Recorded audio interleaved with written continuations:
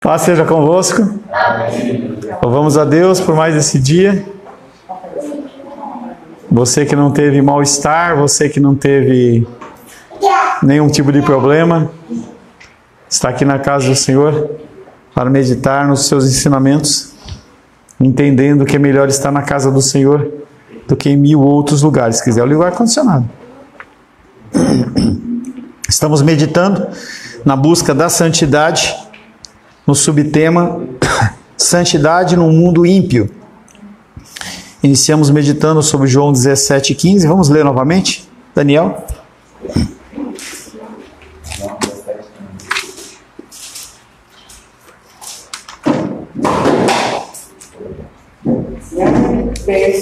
Os tire do mundo, e sim resguardem do mal. Não peço que os tire do mundo. Isso aí. Sim, que os guardem do mal. E aí nós começamos a meditação na semana passada exatamente sobre essa temática de que nós vivemos num mundo pecaminoso, e esse mundo pecaminoso a gente não pode simplesmente sair dele, né? Muitas comunidades cristãs ou pseudo-cristãs, elas tentam sair para você querer de alguma maneira se purificar. Comentei com vocês que havia um povo dentro do povo judeu, que eram chamados essênios, que eles decidiram que eles iriam morar nas cavernas para eles não terem contato com a bagunça toda que acontecia ali no templo, mas não é isso que o Senhor manda, não é isso que o Senhor comanda que nós façamos. Os autores do Novo Testamento partem dos princípios que todos os cristãos viveriam no mundo ímpio. 1 Coríntios, capítulo 5.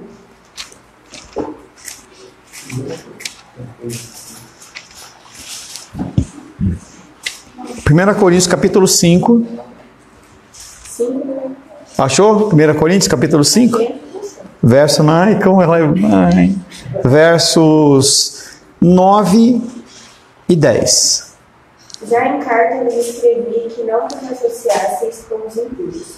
Refiro-me com isto não francamente aos impuros deste mundo, ou aos avarentos, ou roubadores, ou idólatras, pois neste caso teriam de sair do mundo. Que impuros que eles estão falando? E o que é essa associação? Porque no versículo 1 ele fala para a gente não se associar àqueles que são impuros. E aí no verso 10 ele fala que ele não está falando daqueles que são avarentos, aqueles que são roubadores, aqueles que são idólatras. Então, de quem ele está falando? Não, ele não está falando assim. Não. Se fosse isso, a gente cairia nesse caso, teria de sair do mundo. Então o que ele está falando, essa associação, é você realmente saber aonde você está. Vamos dizer até mais especificamente. Em que igreja você congrega? O que você ouve? O que professa a igreja que você congrega? Porque quando nós pensamos dentro do contexto dessa impureza, a impureza basicamente ela trata, quando nós falamos do apóstolo Paulo, ele fala da questão da impureza sexual. Mas aqui não é essa impureza. Essa impureza aqui é a impureza do fermento dos fariseus, que é o quê? É aquela religiosidade, você conhece, mas você não aplica. Você é uma pessoa que vive dentro de um contexto de uma igreja que ela prega tudo menos a palavra. Então, a palavra de Deus está dizendo que a gente tem que tomar cuidado, a gente não tem que nem andar com esses caras. Não quer dizer que você não cumprimenta. E a gente vê algumas religiões que, inclusive, você não pode falar que é irmão, né? Então, você tem que falar que é primo, porque o cara não acredita. Ontem eu fiz um casamento, aí eu dei uma saudação diferente, o casamento era de uma parte das pessoas, era da congregação cristã, e eles não cumprimentam com a paz do Senhor, eles cumprimentam com a paz de Deus. Então eu cumprimentei inicialmente, falei, a paz de Deus, graça e paz, shalom, paz seja convosco, porque nós temos um Deus que nós temos que adorar, e nesse sentido nós temos sim que sermos irmãos. Filipenses capítulo 2,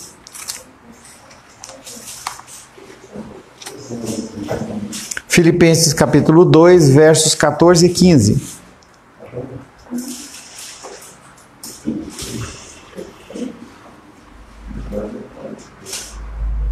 Fazei tudo sem murmurações nem contendas, para que vos torneis irrepreensíveis e sinceros filhos de Deus, inculpáveis no meio de uma geração pervertida e corrupta, na qual resplandeceis como luzeiros no mundo.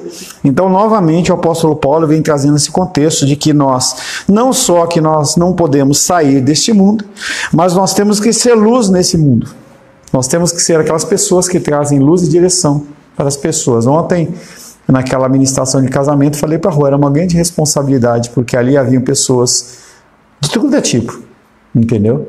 Casamento é uma coisa que une normalmente pessoas de todos os credos.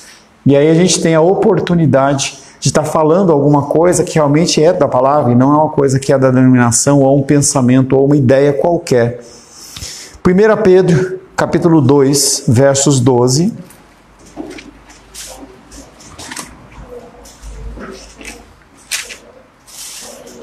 Primeira Pedro, capítulo 2, verso 12.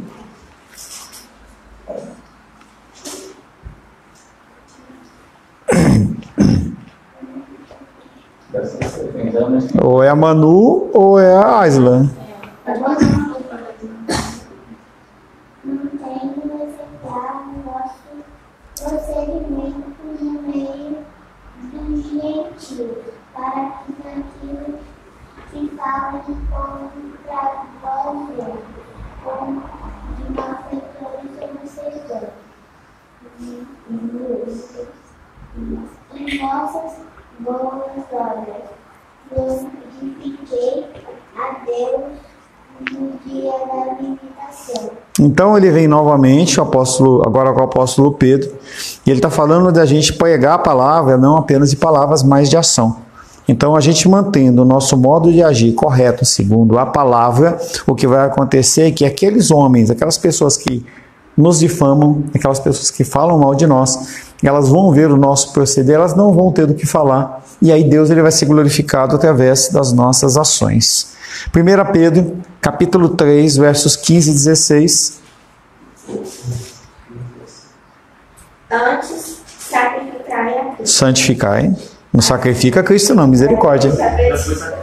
Ele já foi, já. Antes, santificai a Cristo como Senhor em vosso coração, estando sempre preparados para responder a todos aqueles que vos pedir razão da esperança que há em vós, fazendo, todavia, com mansidão e temor, com boa consciência, de modo que naquilo que falam contra vós, outros, fiquem envergonhados os que difamam o vosso bom procedimento em Cristo.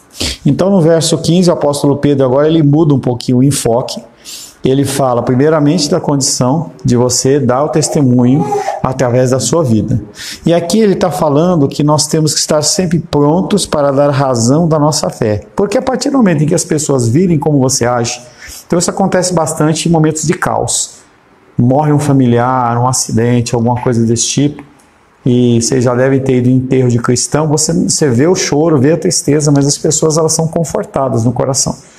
E aí a pessoa vai olhar aquela situação, como você está reagindo diante daquela dificuldade, diante daquele problema, e ela vai falar, pô, por quê? De onde vem essa fé? Por que você não age ou você não reage da maneira que todo mundo faz? Então, o seu proceder vai levar com que a pessoa pergunte, você tem que estar pronto a falar no que você crê. Quem é? Quem é esse que você crê? Ah, ele é o meu tudo. A pessoa vai olhar e falar, esse cara não sabe nada do que ele está falando. A gente tem que ter alguma base, algum tipo de conhecimento para a gente falar do amor do Senhor.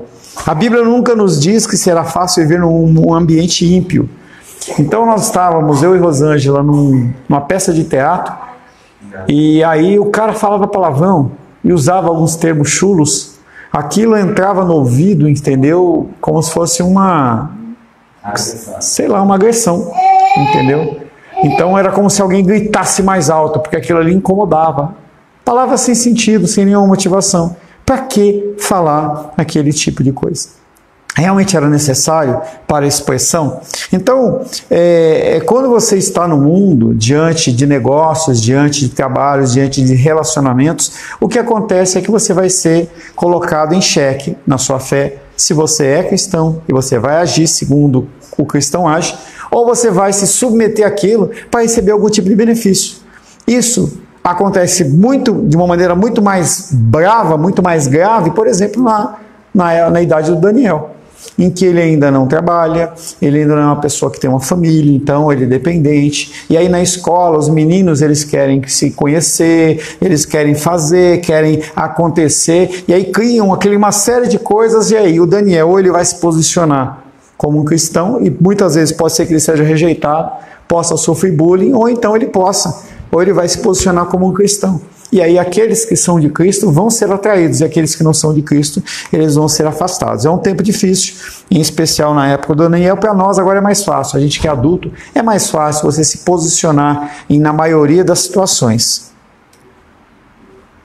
Pelo contrário, Deus nos avisa que devemos esperar o ridículo e as ofensas. 1 Pedro capítulo 4, versos 3 e 4.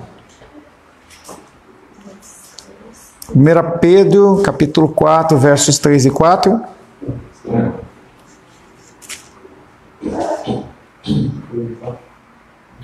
Porque basta o tempo decorrido para teres executado a vantagem dos gentios, tendo andado em dissoluções, concupiscências, borracheiras, orgias, bebedices e em detestáveis idolatrias. Por isso, difamando-os, estranham que não concorrais com eles, ao mesmo tempo excesso de devassidão. Ainda bem que o Nicolas no 3 ele não falou que era borracharias, né, em vez de borracheiras. Eu nem sei o que é isso. Já estava esperando. Eu já estava com a piada preparada aqui. Entendeu? O apóstolo Pedro, mais uma vez, e aí eu quero que vocês lembrem que a gente já pregou sobre o apóstolo Pedro. Ele vem pregando em especial para aquelas pessoas que estão fora de Jerusalém. Houve a perseguição dentro do contexto romano, eles saem de Jerusalém e eles começam a entrar em uma série de cidades, em outros países, e eles são tratados como forasteiros e peregrinos. O apóstolo Pedro está tratando da seguinte situação: você já teve nessa condição, então todos nós temos uma história anterior, isso é fato. Tá? História de pecado, história de agressão, de violência, todas essas coisas essa porcariada, que é o que o apóstolo Paulo cita. Quando uma pessoa te encontrar, depois de 5 anos, 6 anos sem ver que você se converteu ao Senhor, o que vai acontecer é que ele espera que você seja igual a ele, que você continue fazendo aquilo que você fazia.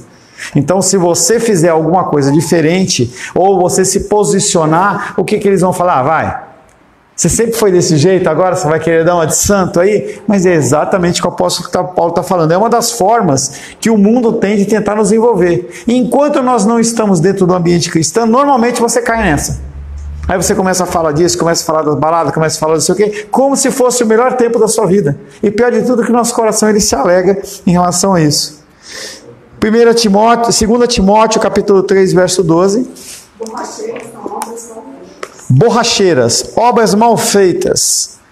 2 Timóteo, capítulo 3, verso 12. Todo mundo teve mal-estar hoje, hein? Estou vendo que falta bastante gente. Ora, todos quantos querem viver piedosamente em Cristo Jesus serão perseguidos.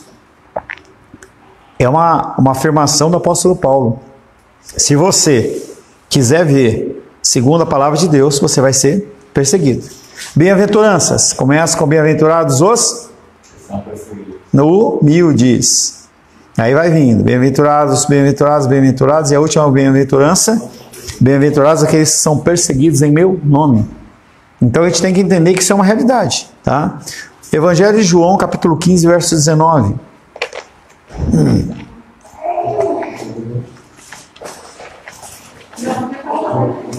João 15, 19.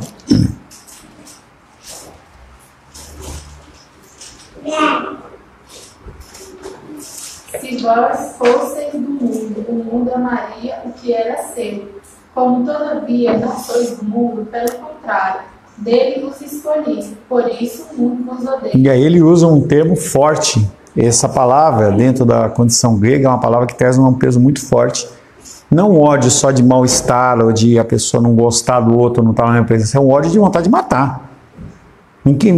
Temos que entender que a condição é, as pessoas, nós quando agimos dentro de uma condição bíblica, dentro do ambiente ímpio, as pessoas elas se sentem acusadas mesmo que você não fale nada.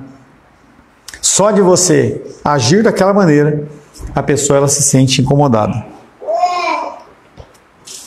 Em vez de nos retirar do contato com o mundo, devemos procurar resistir à sua influência, porque nós já sabemos o prazer e a alegria que isso nos dá.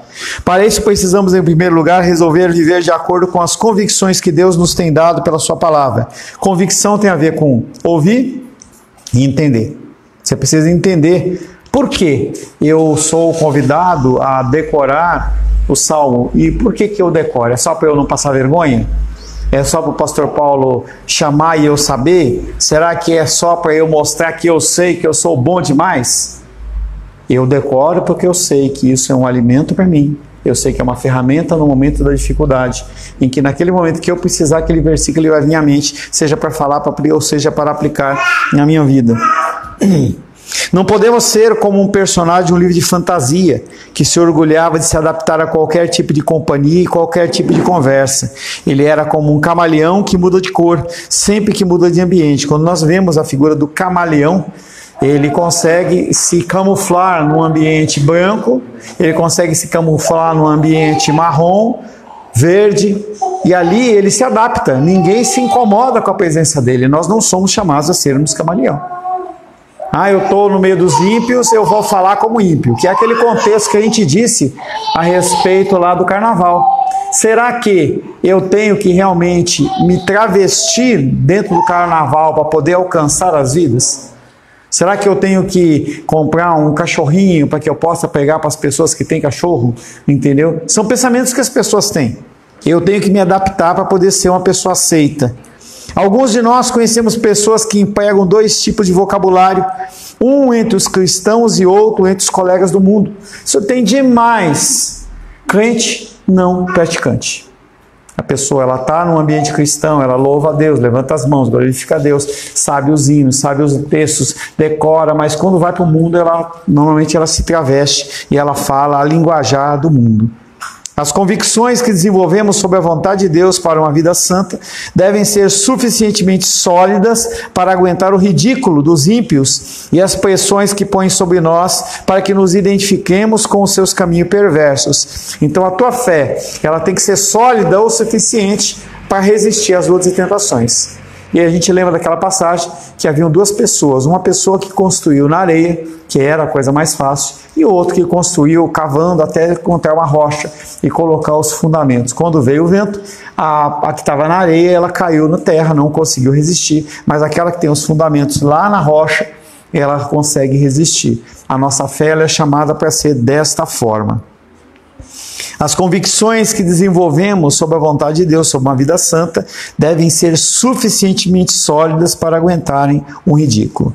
Conta um cristão de sua vida, ele dizendo: lembro-me ainda das provocações dos meus colegas oficiais a bordo do navio, que me ridicularizavam impiedosamente sobre um grande quadro obsceno que tinham colocado em lugar de destaque no refeitório dos oficiais. Então, dentro daquela embarcação, ele era cristão, e aí os outros, com o objetivo de ter a alegria no coração deles e também para tripudiar ele, colocaram a foto de uma mulher nua na sala dos oficiais.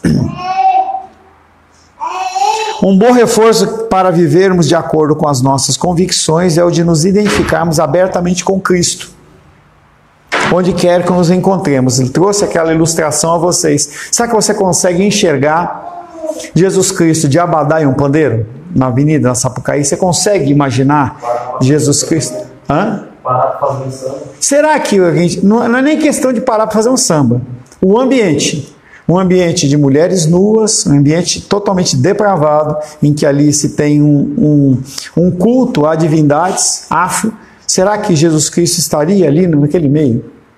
Será que ele estaria... Poderia até estar com um objetivo específico, mas será que ele estaria curtindo ali o negócio, tocando som, requebrando? Eu não consigo ver esse tipo de coisa. Sim, ele estava no meio de prostitutas, ele estava no meio de ladrões, mas ele não estava ali compactuando. Foi aquele versículo que nós falamos, Porque a gente não tem que tomar a forma disso aí. A gente não tem que ser identificado como mais um. Como que você vai estar num ambiente como esse de forma diferente? Complicado.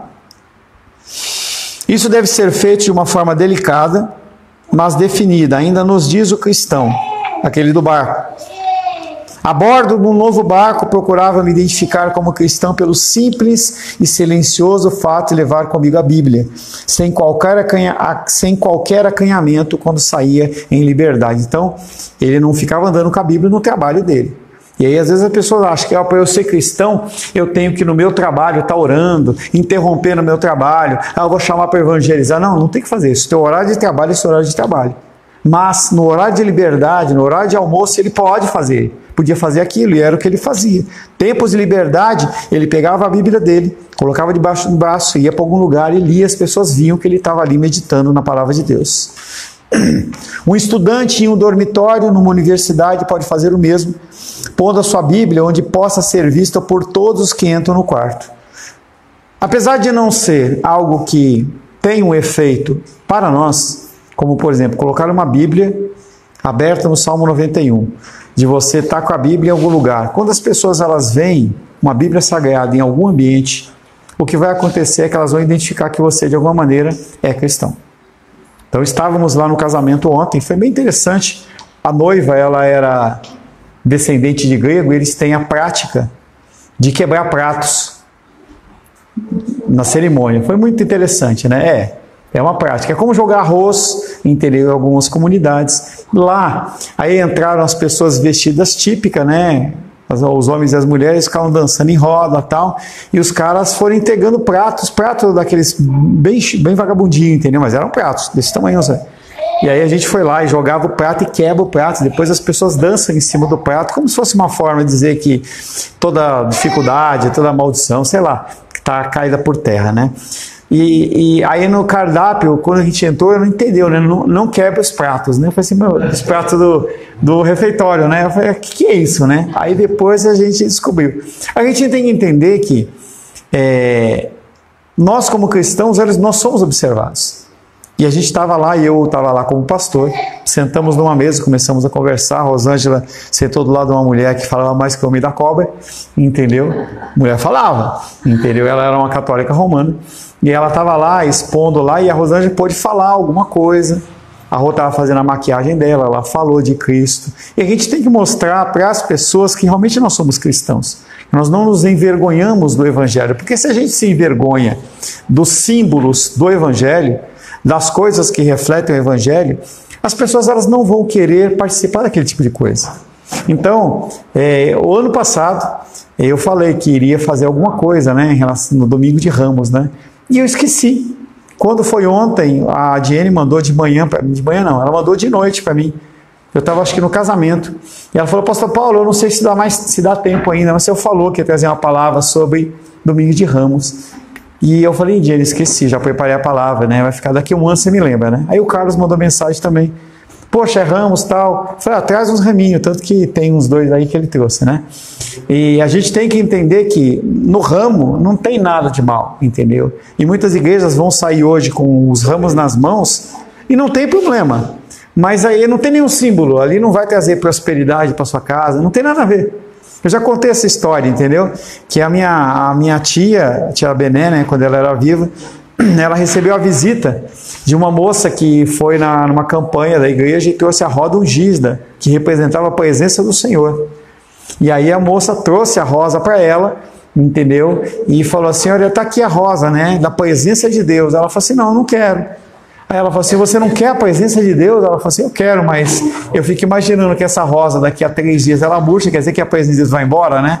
A presença de Deus na minha casa, ela não é representada por uma rosa. Eu acho que minha tia foi meio dura, ela tinha umas tiradas meio duras, entendeu? Mas esse ramo é apenas um símbolo. É apenas um símbolo, mais nada. Colocamos aí para ficar bonitinho, para a gente lembrar. Culto das mulheres de sucesso. Opa, isso é bom, hein? Você foi lá? A Esther foi lá? Eu vendi, muita foto. Vendeu lá. É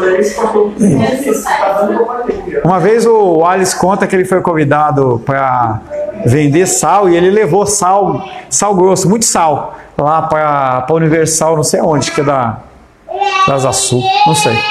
Quando ele chegou lá, entendeu? Ele falou assim, vamos descarregar, e aí o líder lá falou assim, não, agora não, espera o povo entrar, né? Aí ele falou, por quê? Não, porque a campanha do sal de Israel, né?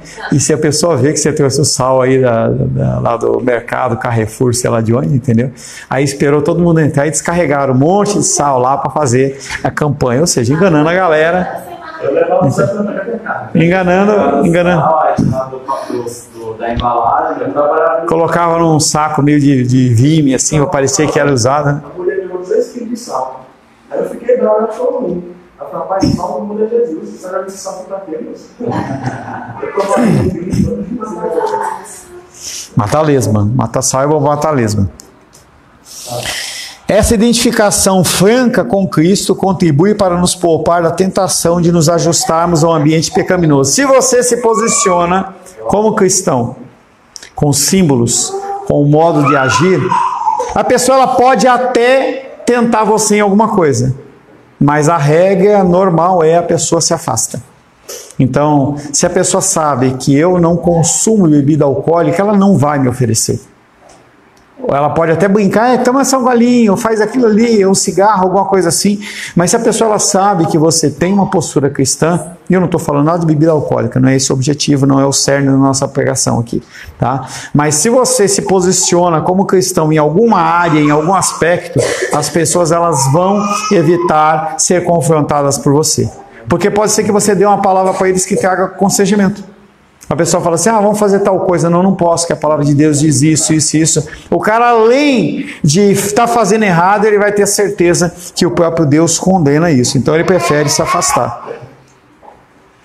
No entanto, embora resolvamos viver no mundo em harmonia com as convicções que Deus nos tem dado pela sua palavra e abertamente nos identifiquemos com Cristo, mesmo assim continuamos muitas vezes sujeitos à poluição num ambiente ímpio. Ambiente ímpio não é só uma festa, não é um ambiente de algum lugar que tem muito consumo de alguma droga, de alguma coisa, mas você assistir alguma coisa, você ver alguma coisa, você está num show, numa peça de teatro como aquela que a gente estava lá, em que o cara falava palavrão e soltava uma coisa que não tinha nada a ver.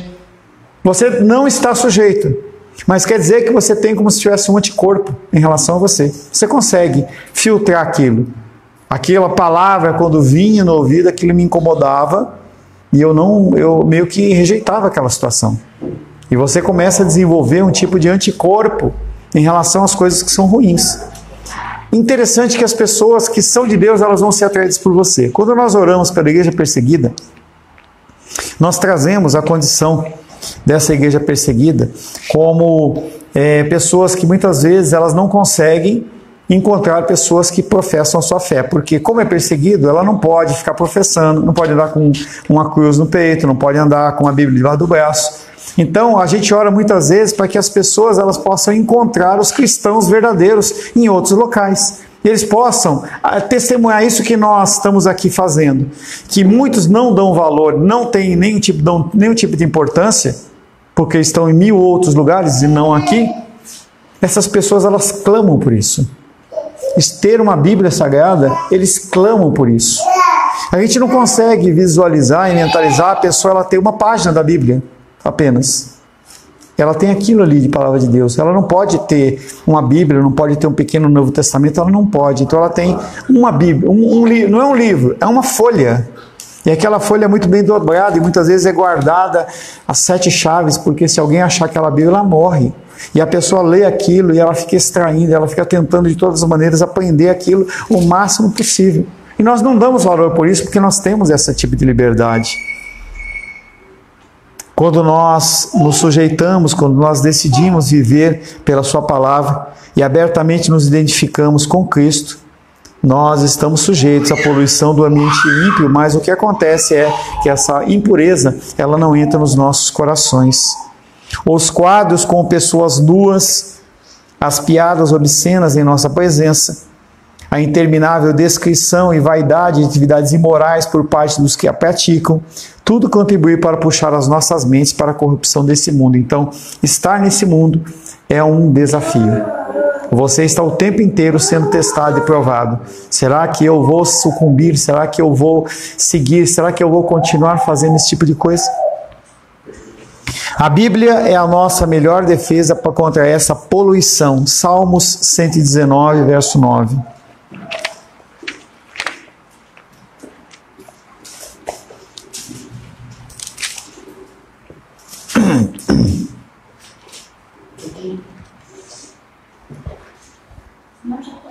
Já foi? Daniel. De que maneira poderá o jovem guardar o seu caminho, observando o segundo da tua palavra? Como, Daniel, você pode guardar o seu caminho? Como, Luísa, você pode guardar o seu caminho?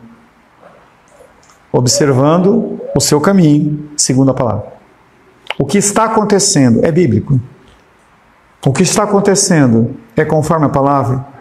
E eu volto a dizer, Daniel, você está numa situação extremamente difícil, em que você vive num mundo ímpio, cada vez mais degradado, muito pior do que quando eu tinha a sua idade.